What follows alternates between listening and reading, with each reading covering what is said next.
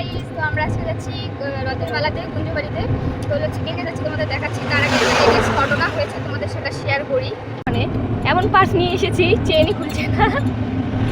Latest কত চেষ্টা করার পরও খুলছে না। পার্সটা আমরা এখন ফেলে দিব। তো যে এই পার্সটা পাবে, চেনটা খুলে এখানে মোবাইল আছে, টাকা আছে, নিয়ে নিতে পারো। পার্সটা এখন ফেলে দিব। তো দেখো পার্সটা আমি ফেলে দিচ্ছি।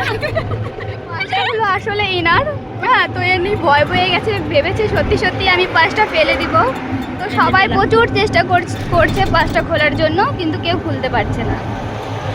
অনেক চেষ্টা করার পরেও পার্সটা আমরা খুলতে পারিনি। তো তারপর চলে আসলাম আমরা মেলাতে। তো দেখতে পাচ্ছ মেলাতে ভিড় কেমন হয়েছে না হয়েছে। তো আগের বছর মেলাটা একটা মাঠে বসেছিল, এবার রাস্তায় মেলাটা বসেছে।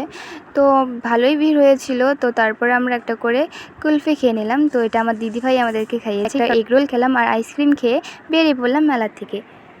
ওরা ওষুধ নিতে এসেছে, এখন আসছে, এখানে দাঁড়িয়ে আছে জিজু আর দিভাই।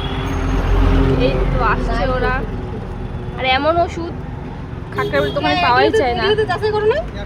এই যে আসছে ও। তো যাই হোক, বুনু ফ্ল্যাশটা চালু করতে ভুলে গিয়েছিল বলেই কালো কালো ভিডিও করে দিয়েছে।